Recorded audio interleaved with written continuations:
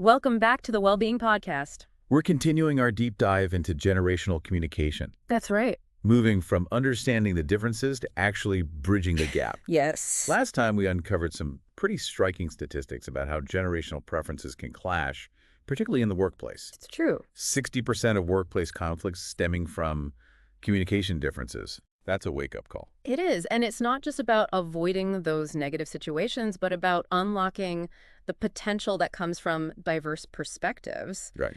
But how do we actually get there? Yeah. How do we? Well, one of the most powerful tools, and it sounds deceptively simple, is adaptability. So it's about being willing to step outside our communication comfort zones, Exactly. not always relying on our go-to methods. Right.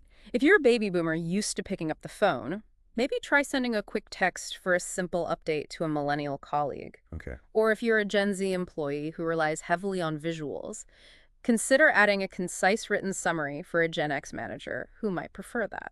It's like learning a new language almost. Yeah. Adapting to the communication style of the person you're interacting with. That's a great analogy. And it's not just about individuals either. No. Organizations can play a huge role in this. Yeah, absolutely. Imagine a company that embraces multiple communication channels. Email for formal announcements, instant messaging for quick updates, video conferencing for collaborative brainstorming.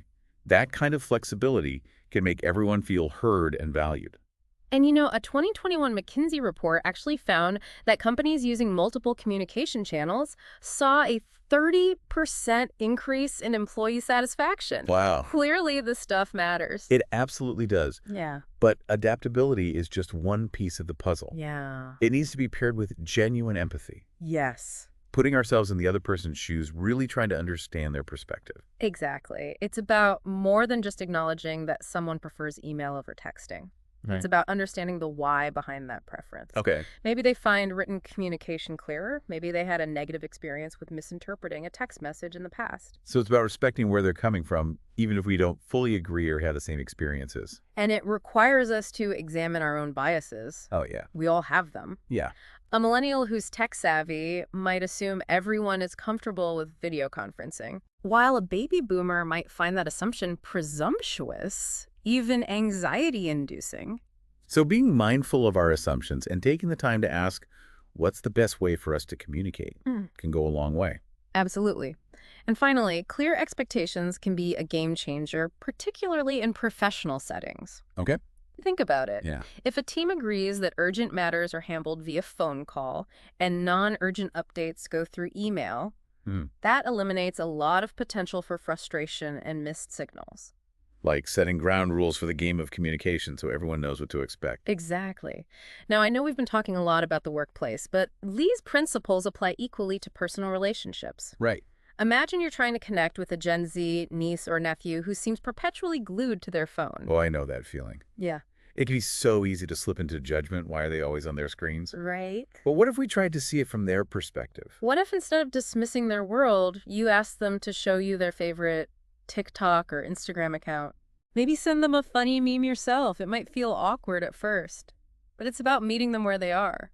You know, I actually have a friend who did something similar with her teenage son. Oh, really? He was totally into online gaming, and she felt like they were living in different worlds. So she started playing the game with him, learning the lingo, even getting pretty good at it. And what happened?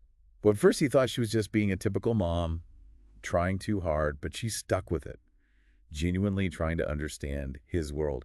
And it became this amazing bonding experience. Wow. We started having these deep conversations, not just about the game, but about life, their values, all sorts of things. That's a perfect example of how bridging the communication gap can lead to something so much deeper. Right. It's about building connection, not just exchanging information. And it's not just about younger generations either. Yeah. I've heard of companies that pair baby boomer mentors with millennial mentees.